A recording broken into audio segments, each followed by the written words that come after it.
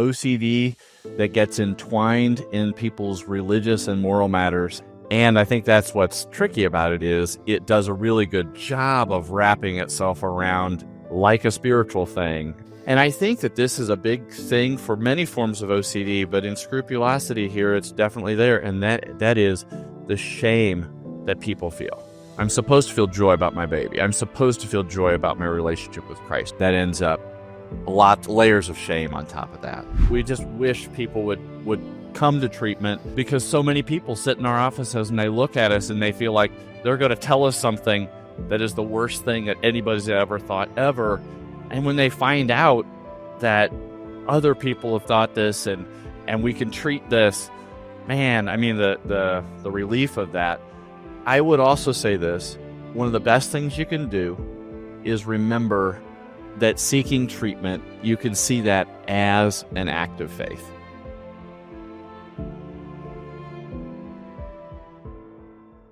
Hello, everyone, and welcome to another episode of the Get to Know OCD podcast. My name is Patrick McGrath. I'm the Chief Clinical Officer at NOCD. If you're looking for help for OCD, check us out at nocd.com.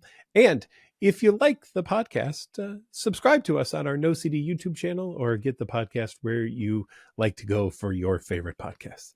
Today, I'm very excited. I have Ted Witzig, Dr. Ted Witzig. How are you, Ted? Good to see you, my friend. Very good. It's good to see you, Patrick. It's great to be with you.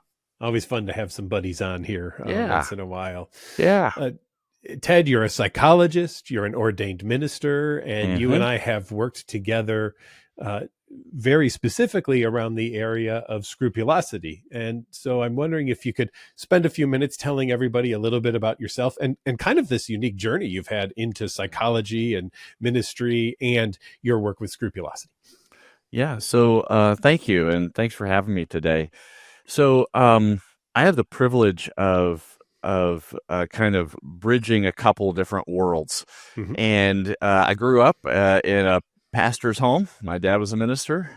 And so I grew up in a Christian church. And as I grew up in that and planned to go into becoming a physician, had a friend take his life my senior year of high school. And that shifted my thinking about, man, what's going on here and what can I do to be helpful? And so I shifted into becoming a counselor, then went on to become a psychologist. Along the way, I had the privilege to go into the lay ministry in our church denomination. And so I was able to help with preaching and teaching and things of that nature. And in the church family that I'm a part of, we're bivocational, meaning that we both serve in the ministry, but we also have a day job, so to speak. Okay. And so my day job is as a psychologist and then in ministry. So I've been doing that since the late counseling since about 1997. And in the ministry since 2004, and I love the blend. I find that the opportunity to work with people, and you would know this, we call ourselves biopsychosocial spiritual beings, and I love really seeing that interface. And working in people's lives. People are wonderful. People are messy. That's people, families, and so walking with people in their journeys, whether they're coming in a spiritual frame of reference, whether they're coming for depression or anxiety. But as I was going along in this journey, one of the things I noticed is sometimes some of the people who were trying to be very devout were also getting really caught in perfectionism. And that's why I knew it was I called it perfectionism. I saw the perfectionism and it was actually kind of working against them. Mm-hmm. And so what they were trying to do with faith actually ended up getting kind of bound up in something. I didn't know it was OCD at the time, but I saw the perfectionism. And then through my studies as a graduate student and coming into become a psychologist, I learned about OCD and scrupulosity. Mm-hmm. And that right there, when I saw that interface, between how OCD wrapped itself around religious and moral matters. And then I saw people who were well-meaning people trying to do really well in their faith and in life who actually felt undone by it all. And I just saw immense suffering. And then what I saw was that the pastors didn't always know the language to talk to the counselors, and the counselors didn't always know the language to talk to the pastors. Right. And so what I realized was that there was an opportunity to bridge these worlds, sometimes to be a translator, and sometimes to help bring these worlds together. So that's essentially that's kind of the how that professional journey came together and the ministry journey. Ted, one of the things probably we should start with is just how do we define what scrupulosity is? I talk about it being a subtype of obsessive compulsive disorder that typically hits morals or ethics or religion. And today we'll focus more on the religious aspect of it. And OCD, being the quote unquote doubting disorder, throws doubt into your faith system. What would you add to that? Yep. I first of all, I agree with that. I call it OCD that gets entwined in people's religious and moral matters. And I think that what ends up happening with it is anywhere their faith has any kind of moral content or right, wrong, pure, impure, belief, unbelief, sexual mores, things of that nature, violence or not, yes, no. OCD is quick to grab on those things, but with scrupulosity, it's likely to add the doubt around that, and also the fear of what I've offended God, or a punishment from a higher power. Oh, yeah. Yes, yes, for sure. I like that idea that you said too about the conversation between the two, because I think that there's been missteps on both sides in the for past. Sure. And it's fun to have that conversation today to talk about, because telling someone with scrupulosity to just pray more is not what's going to be very helpful. But you don't also want to diss someone's faith or community from a therapist side and say, well, they just need to step away from the faith or something like that. There's middle grounds that we work on in these things, right? Yeah. It is, and it really is, and it serves the clients best when the people that are trying to help are in that partnership together, because they're already dealing with enough anxiety and ambivalence about trying to get it right, and then if you put the people around them pulling in a direction and an opposite direction, hey, you need to do exposure and response prevention. No, you need to do this. And then what ends up, it just increases the ambivalence, and it just adds to the suffering. And with your unique perspective of being, a foot in both worlds, I'm excited about this conversation because, and I think you would agree with me, scrupulosity is not a faith problem at all. No, and I think that's the thing that scrupulosity is so insidious about is it can wrap itself around any kind of culture, faith tradition, etc. And I think that's what's tricky about it is it does a really good job of wrapping itself around in a way that it sounds like a spiritual thing. And there are spiritual components that we can talk about or how that interfaces. But at the end of the day, it's about trying to get OCD out of the way so that people can live their lives. Yeah. Well, let's go there. What are some of the spiritual components or where OCD can kind of wiggle its way into spirituality and lead people down a different path than one where they're communing with their higher power versus almost a fear of the higher power and what if I do something wrong? That's right. So several pieces in that. Number one is that OCD wants to essentially become a lens to view life through. And so what ends up happening when you're looking at life through an OCD lens is, and you'll hear, I personify OCD like it's a, I do too. Like so OCD right is trying, and that kind of thing. Mm-hmm. But what OCD wants to do is there's two ways that it shows up as I think about it in the clients that I work with. And I work with almost all of the clients that I work with Scrupulosity are coming from a Christian background. I'm willing to help anybody that I can. That just ends up being who I see the most. Sure. So in this, I see two major things. One is OCD will come in the way that we sometimes classically think of it as kind of the shocking, intrusive thoughts. Right.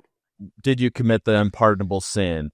Did you, some image of the naked deity or something like that? Yes, some kind of thing like that just feels very much a violation, and they feel disgusted by it. Okay, so in that's one way that OCD comes and it kind of slams in the thought stream. I think that both pastors and practitioners are getting better at being able to go, oh, that's OCD, that's OCD, that's something slamming in there. The second kind of way that OCD plays, though, is coming in and saying, I'm here to keep you spiritually safe. So let me explain it like this. These first thoughts are like slamming into the thought stream. The second kind are more in line with a person's religious beliefs. So let's say that they're at a sermon and the preacher's talking about, let's say it's me. Say I'm preaching and I'm talking about loving God with your whole heart. Okay? And what so what happens? I know where you're going, but right there. I said so right there. For somebody without OCD, they hear it, they go, oh yeah, you know what? I need to, I just need to, I really need to, I just need to dig in. Yeah. Somebody with scrupulosity sitting here hears, I need to love God with my whole heart. Oh no, wait a minute. I love my daughter. I love pizza. I like all those things, and all of a sudden I don't love. But here's what happens: is that the initial thought, like, am I being modest? Am I being proud? Am I being loving? Am I generous enough? Okay. That initial thought does not feel like a slam into their thought stream. It feels very normal. It feels very within their context. It feels very syntonic, we say, not ego dystonic, like it doesn't fit with me. It feels very syntonic. So what happens is it comes in, and then they start doing the obsessional thing, which is the OCD wants them to check. It wants them to analyze. So a lot of mental rumination. So it's very, very much like, well, am I? I mean, I think I'm being generous, but maybe I wasn't. I I did buy a Coke. Maybe I wasn't being generous. Maybe I'm not really, or maybe I don't love God. So all that is going on, and it's going on here. And so I would say the primary neutralization of this kind of thing is that mental analysis and the replaying and the, is it this or is it this? Yeah. And unfortunately, that can be undiagnosed and uncaught for a long time, because it's just, man, I just need to do a better job at this, and I need to love more, and they get discouraged in their faith and weighed down. An analysis, they don't feel like they're doing good. They can't ever be good enough. And then so what this starts to happen is faith starts to feel like a burden. Okay. I get up and I can't do it. I'm not good enough. I'm not good enough. And then they superimpose that on God as kind of him looking at them going, yep, not good enough, not good enough, not good enough. You haven't met this mental checklist. Yeah. So yeah, it becomes very heavy, and oftentimes people come in, they're commonly dealing with OCD, but also some form of or layer of depression as well. Yeah, and when you feel as if you've been pulled out of your relationship with your higher power, that can definitely feel depressing for people. Oh, for sure. And so what ends up happening is the person is trying to relate to God, trying to have and they want very much for their relationship with Christ to be, and here's a real key. They want to feel it, and they want to feel at peace about it. They want to feel joy. Well, you know what happens when you try to make yourself feel a feeling, okay? You try to make yourself feel a feeling. You start pushing on it. I'm supposed to feel joy. I'm going to church and I'm supposed to feel joy. Well, when that happens, it actually puts the brake on the positive feeling, Right. and it actually increases that sense of something is wrong. And so then it just increases the dread. Yeah. And as that's happening, I think an important thing here, too, is that then the person starts to locate their sense of their relationship with God with how their chest and abdomen is actually feeling. There you Okay. go. Mm-hmm. All Yeah. right. Well, your chest and abdomen give us a lot of sensations about what's when we're hungry, all these different things. But when we're anxious, it also gives us a lot of sensations. Mm. Well, the problem is OCD, and we know about how OCD works. Its error detection circuit, its part that says, something's wrong, sends the messages into your chest and abdomen. Something's not right. Right. Something's not right. And then if you're supposed to feel peaceful, okay, and let's say again, here I am preaching, isn't the peace of God such a wonderful gift that we all Mm-hmm. have? Oh, okay. Mm. The peace that we all have all of a sudden. And so what happens is that then I start to locate, or the person with OCD starts to locate their sense of, is God close to me? Does he like me? Am I doing okay? Based on the sensations in their chest and abdomen. Yeah. And that's rough. Yeah, I liken that to someone with perinatal OCD, and someone comes up to them and says, "Isn't it wonderful, your new baby? Don't you just love it?" And they are like, "Oh, just overwhelmed." Yeah, Exactly. And then the interpretation of, well, other people get this, I there we don't. go. And so it creates that alienation. And I think that this is a big thing for many forms of OCD, but in scrupulosity here, it's definitely there. And that is the shame that people feel. Yeah, Okay. I'm supposed to feel. I'm supposed to feel joy about my baby. I'm supposed to feel joy about my relationship with Christ. I'm supposed to feel happy about going to be with my church family or to serve. yeah, And so that ends up layers of shame on top of that. Yeah. right. Now and then, Ted, I'm going to bet, especially since you're very out with your faith and being a minister, you don't have to share the faith, though, of somebody that you're treating for scrupulosity, because again, this is not a faith problem. This is a OCD problem. What would you say about that? Yeah, I think there's numbers of times where people are going to go to seek treatment from a mental health practitioner that doesn't necessarily share their faith background. Mm-hmm. Or somebody contacts me and says, "Hey, I have my son or daughter has scrupulosity, and they're of a different faith background." Mm-hmm. So one of the things we want to do is we're trying to find. I look for it this way: that number one, we're looking for practitioners and clients that are willing to work together in a way that both helps to move towards the clinical goals but also is that there's enough spiritual respect there. Absolutely. Yep. And I Mm-hmm. think that's the thing that we're looking for, is just respect of. Yeah. And even, Patrick, when I work with other Christian people, I can't just assume that my faith background of how I grew up in a Christian church here in Illinois is exactly the same, or Right. that of theirs. And so I think that for a practitioner standpoint, we still have to be curious. We just have to ask questions, and the goal is for us to come across and to be non-threatening in that sense. That, hey, you know what, we have a common goal to beat OCD, and where I don't understand something, or where you feel like I don't, let's talk about it. Let's work with that. And I think that's a helpful frame of reference to be able to say, it's you and me versus OCD. It's not me versus OCD in your faith. No.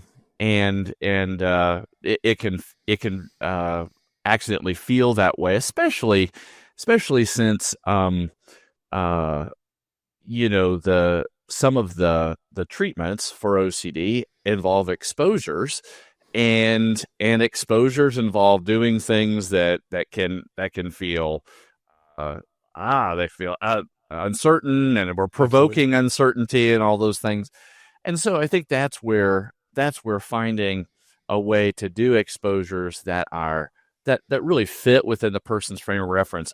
I Yeah. use exposure therapy all the time, Patrick. I use imaginal exposure all the time. I use in Hmm. vivo exposure when I can. Um, but one of the things that I don't want to do is I'm not trying to pit the person like this. It's kind of like, hey, you do it my way or the highway, Yeah. okay?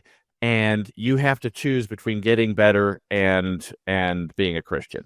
Yeah. And that kind of puts them in an untenuous place.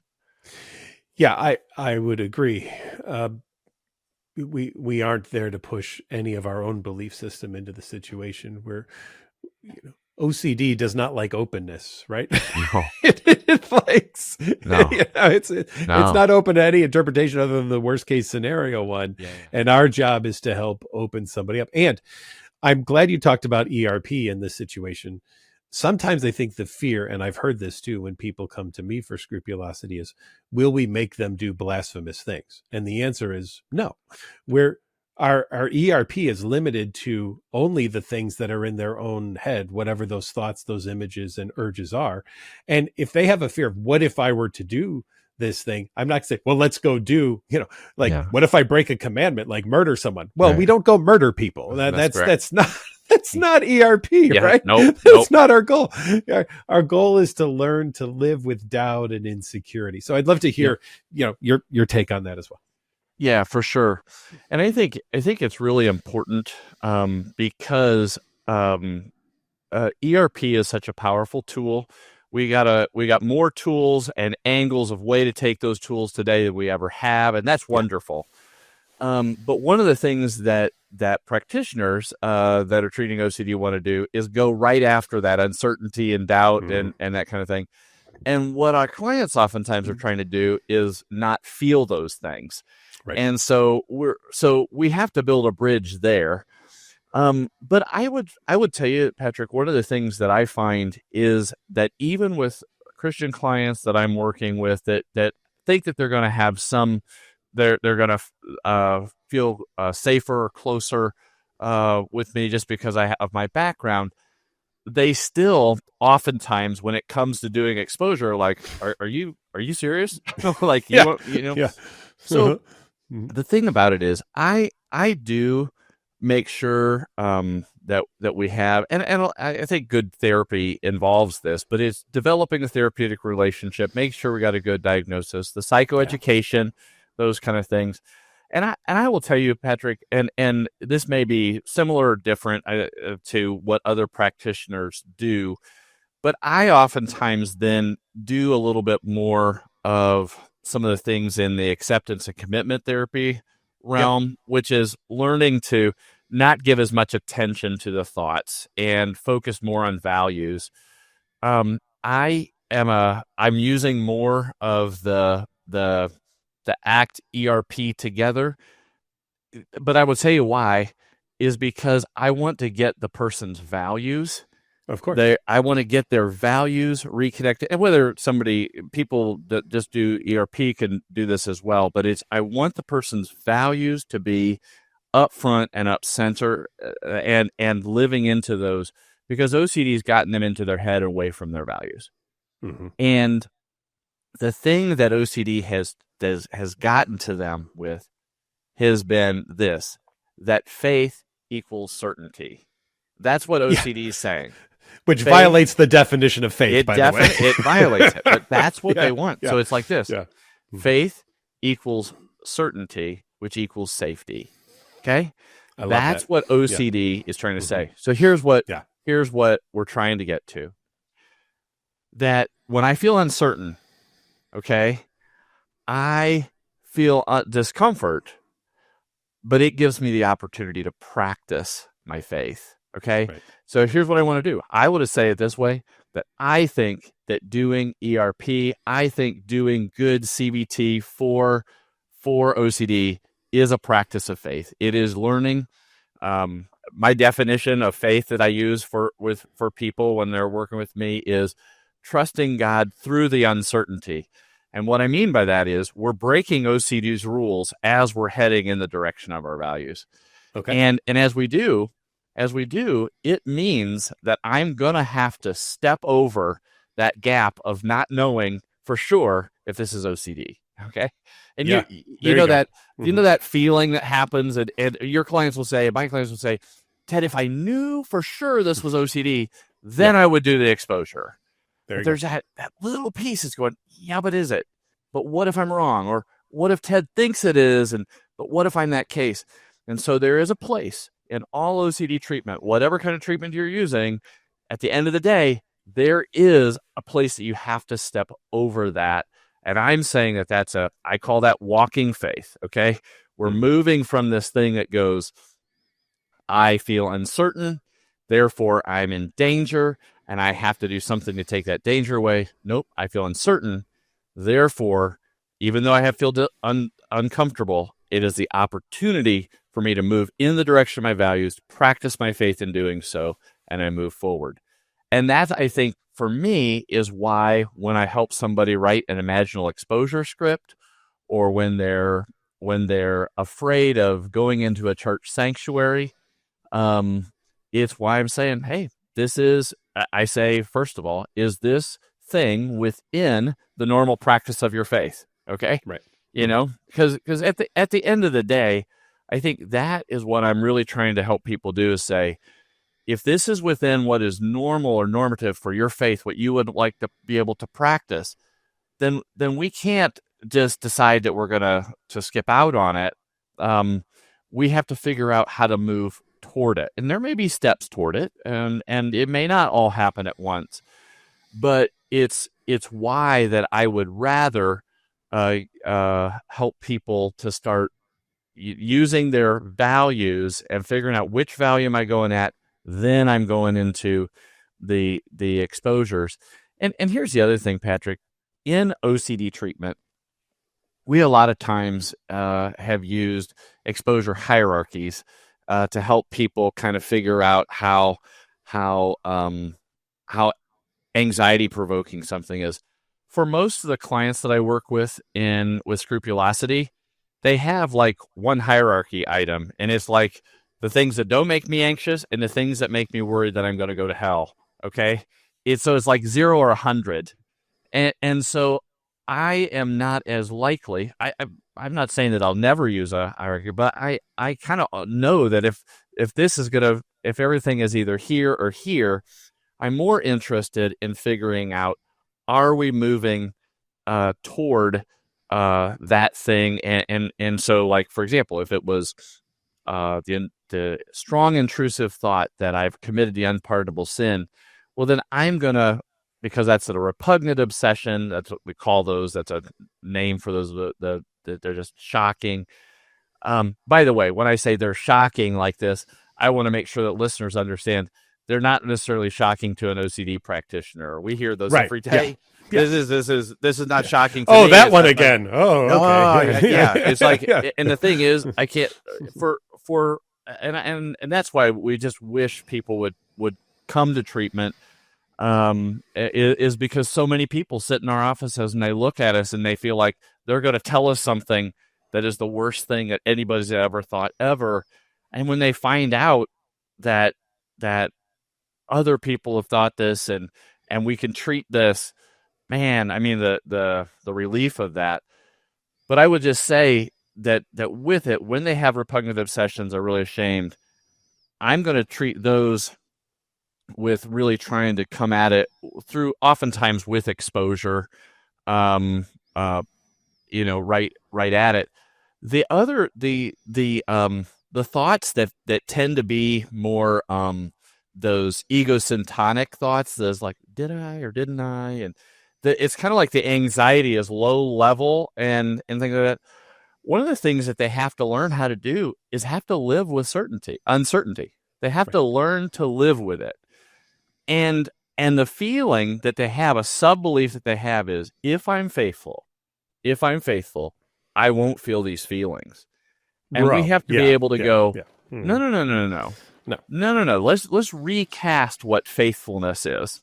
Let's yeah, recast what faithfulness is. And if we're gonna cast faithfulness is, I will not have thoughts that fly through my head I don't like, and I will not have feelings that I don't like.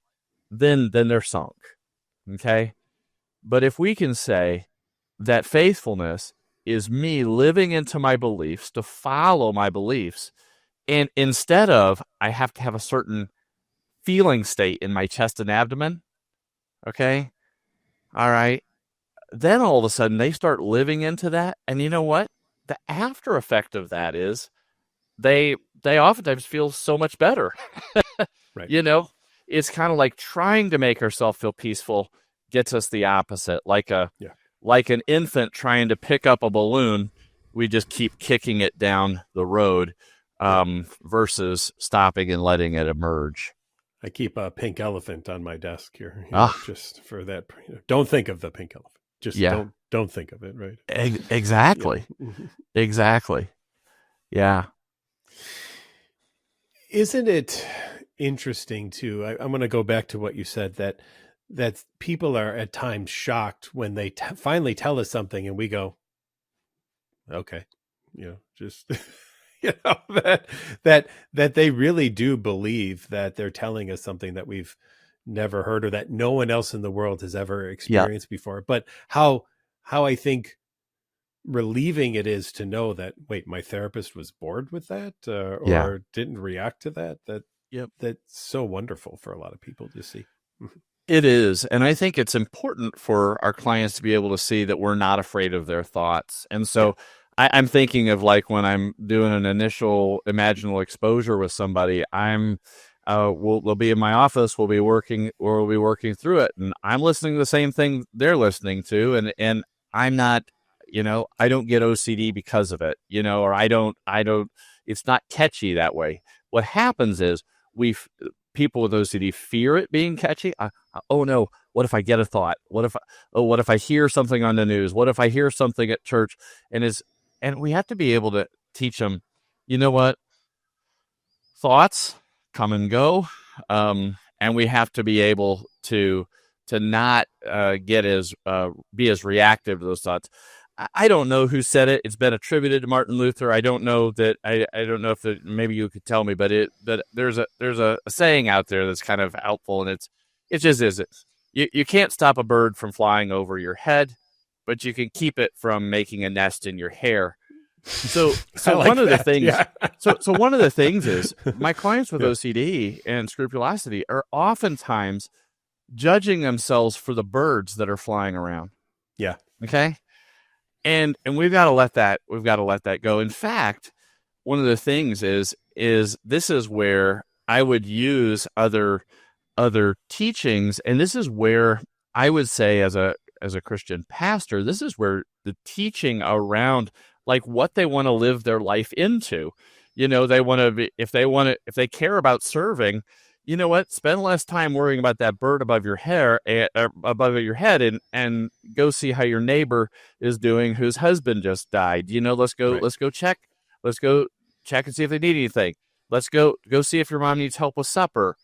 Yeah, The thing is that trying to chase the birds up here is going to lead to all kinds of problems, and that's yeah, where I teach people a lot.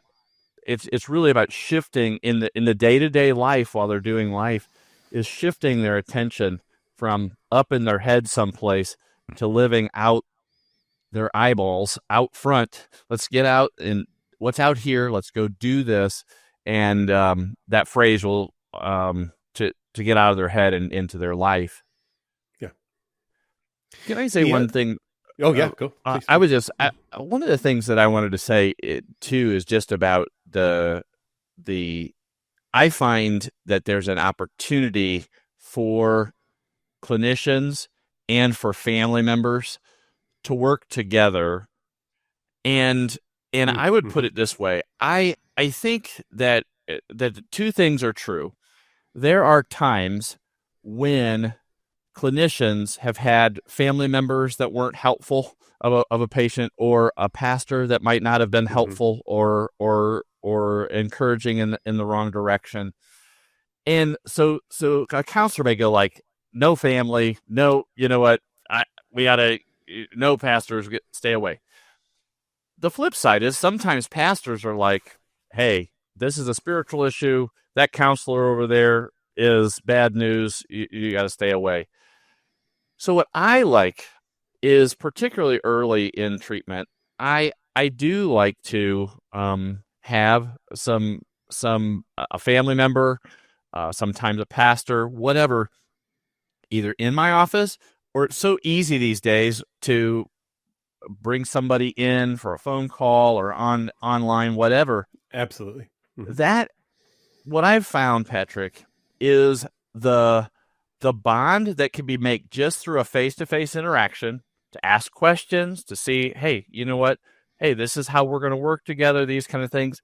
The mileage that makes, just to say, we're open working together, goes well beyond the time of that initial session. You might even say, well, we only talked about this much, but it opened up the safety. Okay. Yeah. It opened up that sense of, hey, you know what? We'll work together, and I respect the ground you're working on, and I respect the ground you're working on. And the other thing is, if I am working with if there is a family member that is feeding in this the wrong way, I actually need to know that. I need to know that so I can figure out what we're going to do with that. It doesn't help me to not know. So I just encourage that. I know that in the busyness of life and in our things, it's hard to get all those things, and case management is hard to fit in for us as clinicians. But I will tell you that the relationships built in that space go well beyond that one session hour. Yeah. I think that there's a relief to those family members because they may hold some responsibility and feel like they didn't guide this person enough into their faith for them to be as faithful as they're supposed to be, quote unquote, yeah. Right? And sure. And also, they don't realize that the safety behaviors that they're potentially providing this person is increasing the OCD instead of decreasing the OCD. That's right. That's right. And so like if a let's say a person is going to their mom or dad and they're just saying, you know what, I'm just not sure if I'm doing this right or whatever. Yeah. And then mom and dad are taking an hour each night to kind of replay that with them and say, no, you're, remember this, you know, and this, and we do this, and you believe this. And again, the motive behind it is they want to be a good parent, they want to be loving, they want to guide their child, all that. But if they don't realize what's happening, they don't realize that they're putting gasoline in OCD's engine. Right. And we're trying to starve OCD of that gasoline. And so, yeah, there are, and that's where too, family members can be really helpful to us also, because one of the things we have to deal with is reassurance seeking, mm-hmm. repetitive confessions, mm-hmm. okay, mm-hmm. and then spiritual checking. So mm-hmm. spiritual checking would be like rereading something in the Bible again, and like, how many times do you need to look up what the unpardonable sin is, or, you know, mm-hmm. those kind of things. And here's another one, Patrick: online checking. Oh yeah, for religious mm-hmm. things. Yeah, in all kinds of OCD, but online checking in Scrupulosity is really a problem, because you can go on YouTube, type in whatever, or just ask Google, right? And what do you got? You've got 100 different answers for every different thing. And so it from 100 different faith perspectives as well. Oh my word. Oh my word. Now which one's right? Right. Yeah. So it gets really sticky. And so we have to know those things. Yeah. How would you intervene with somebody who was doing that? Yeah. So if somebody is knows that they have an OCD theme, around a certain thing, first of all, they shouldn't be looking that up online. at all. Okay. Okay. Mm-hmm. We should that should be one of their exposures, is that Mm-hmm. feeling like I need to go online and check and I don't.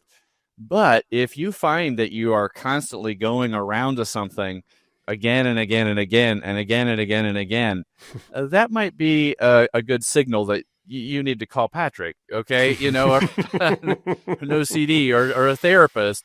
I think that the key here is that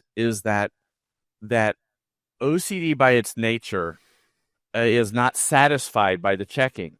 And so it's like being on a football field at the 5-yard line, and you start checking and you check, and you do all this analysis, and you end back up at the 5-yard line. Yeah. Solving a problem or getting information moves the ball down the field. Not so with OCD. Right. One other piece that you said that I think is really important for us to spend a little bit of time on is I'm going to go back to certainty and uncertainty, because I use examples all the time when people say, well, I have to have certainty. I say, well, then you obviously don't drive. Right.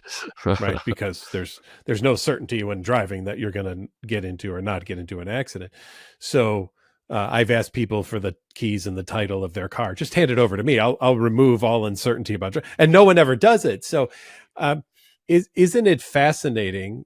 And I still love this as part of the work we do, that OCD says we must have certainty, but just for this sliver of life. But all other areas are fine to not know 100%, but in this sliver, we absolutely must have it. Mm-hmm.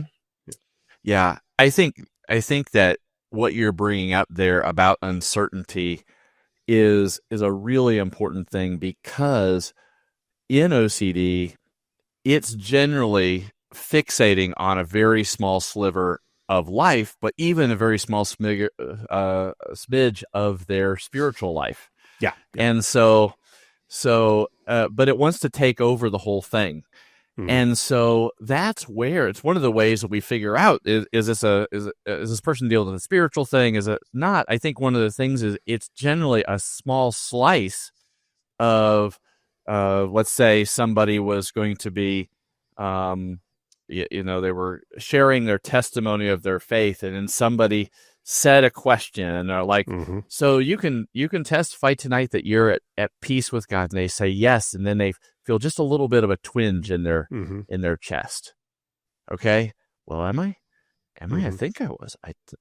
And then the thing about it is, then the search for that peace, and again, I love to feel peaceful. I love it when my thoughts and feelings and my body are all lined up just right.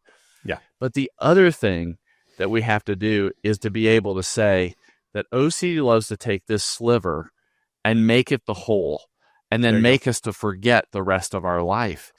And that's part of why I love this work so much, Patrick, is because I see people, and you see people too at this, but in this, the OCD has narrowed their world onto something, and I think of it, and again, this is where you'll hear different things from me that in this, that I think that one of the things that as a Christian pastor, Christian man, that Jesus said that we might have life and have it more abundantly. Abundant life doesn't mean a problem-free life. It doesn't. But here's the other thing. It also doesn't mean sitting in a dark room angling over whether you had certainty at an event 6 years ago. Okay. Yeah. I would much rather that person took that feeling of doubt and goes, oh man, I had this feeling of doubt, but you know what? Tonight we're going to the soup kitchen to help. I'm going to go help with that soup kitchen, and I'm going to let that feeling of doubt sit here, but I'm going to go show love to other people. There you go. And to push through that. And it's hard. And and the interesting thing is OCD loves to just take whatever they've worried about last and then tweak it like just a quarter turn, and then it feels like a brand new obsession, right? Yeah. And it feels like brand new and like we got to start all over. But Right. actually, when you look at the themes, you go, the theme of that obsession, you know, oh, if it fits within this theme, we're going to call it OCD and we're going to move on. Because otherwise, what OCD wants us to do is continually either be looking in the rearview mirror about what we might not have done right, or um, it wants us to look and go, what if I'm wrong? And then in eternity, I found out I'm wrong. And Yeah. that's why I would say OCD, religious scrupulosity in particular, uh, it is kind of, I call it the perfect storm of an obsession, because it is this micro slice of what if I did something wrong or I'm not doing this right. And then I can't test it right here and now. I have to wait until the afterlife to figure out if I was wrong. Yeah. And so that increases that sense of a potentially catastrophic outcome with something I can't test directly. Right. And that leads to the endless searching. And then what happens is we use some kind of proxy or some kind of thing to let us know, are we okay? Yeah. And I'll use my sensation in my chest, that I prayed for an hour and 45 minutes. Okay. My mom And said I was good. mom said I was good. Yeah. That some other thing then gives me that click that says I'm okay. And that's the self-destructive tool of the OCD. Right, because that click works for a few minutes and then it starts all over again. And then it starts all over. Yeah. Before we're done, one question I always like to ask is there's people who are watching this who are debating stepping into therapy for the first time. What's your advice for them? Yeah. So I think one of the things that I would say is, number one, that somebody with scrupulosity that is oftentimes worried about which kind of treatment, or if I step in, will I lose my faith, or will it cause this or that? I would also say this, that one of the best things you can do is remember that seeking treatment you can see that as an act of faith. Okay.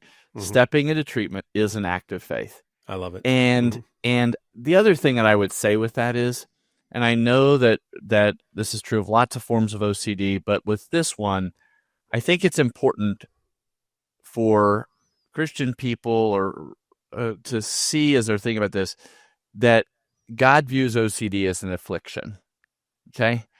And I think one of the things is that how do you deal with somebody in your life, Patrick, that is going through a hard time, or how would you deal with somebody that is, that you care about, whose house burned down? Yeah. You care, you care, you reach out, and so the thing about it is that what OCD wants to do is position it that God is angry. Okay. Yeah. God is angry. And if you can't, and because you can't figure this out and you have to go to therapy, now you're a double screw up. Okay. I love it. Yeah. Okay. Yeah. Yeah. And this is, and I will just tell you, we talk about this. I said this to somebody yesterday, in fact, and that was, we were working with the person's self-talk, and it was really self-critical. And I said, hey, how would you talk to a good friend dealing with that whole thing? And Favorite question I love to ask right there. Yeah. And they're like, well, I wouldn't talk like that. And then I would say, so here's the thing. We're trying to get our self-talk to sound like Jesus's voice, like it would sound. I said, could you imagine Jesus saying, wow, what a screw up you are as a mother? Yeah, you really suck. Okay. Can you imagine? It's like, no. And she looks like, no. It was like, no. And that's the thing. That's the thing that we have to remember, that actually, by taking the step of faith, here's what I believe, that I'm not saying that everybody that goes through something. In fact, when people go into treatment, they don't have to tell all their stuff to everybody. They can be as private as they want to be. You have confidentiality. But I would say this, almost without exception, I would say this, and that is that when people go through a hard time and they've sought their own healing, okay, for whatever that is, that on the flip side, there is the opportunity to redeem that hurt. And it doesn't mean it makes it better. It doesn't mean it doesn't hurt. It doesn't mean, but it will give them insight to be helpful. It will give them an opportunity to show compassion. It will become a stepping stone. I in no way want to say that things are easy or that we go through. We've both been through hard things and that we'd never like to go through ever. They also give us special eyes.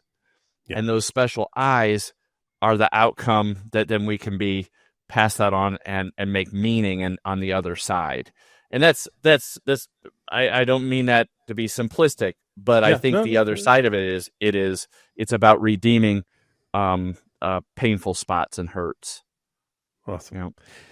Ted, anything you've got out, books, papers you want to tell us about your clinic? I'd love to hear about it. Yeah. So I work at Apostolic Christian Counseling and Family Services. And one of the things we are a nonprofit, which allows us to just distribute information, Awesome. at no cost. And so I put out information at scrupulosity.org. And I have like how to do exposure treatment in a religious sensitive way, or coping statements for Christians dealing with scrupulosity, things of that nature. Mm-hmm. And if they're helpful, that's great. They're available for anybody. And I'm glad to be able to help people in that bridge between their faith and the OCD treatment professionals, and hopefully in some small way be a bridge to healing. Awesome. Well, Dr. Ted Witzig, thank you for joining me today on the Get to Know OCD podcast. I really do appreciate it very much. It was great having you here. Thanks so much, Patrick. And thank all of you for watching the Get to Know OCD podcast. If you're interested in work on scrupulosity or other subtypes of OCD, you can check us out at NOCD.com, where we have expertly trained clinicians licensed in your area, ready and available to meet with you. That's at NOCD.com. And if you're looking for help in general, even have questions, we even have these things we call NOCD 411 sessions, where it doesn't have to be a therapy session, but you can talk to an expert for an hour to get information about OCD. If you like the podcast, check us out on our NOCD YouTube channel, and you can subscribe to the Get to Know OCD podcast there or anywhere that you like your podcasts. And we look forward to seeing you again. Thanks for joining us. We'll talk to you soon. Bye, everyone.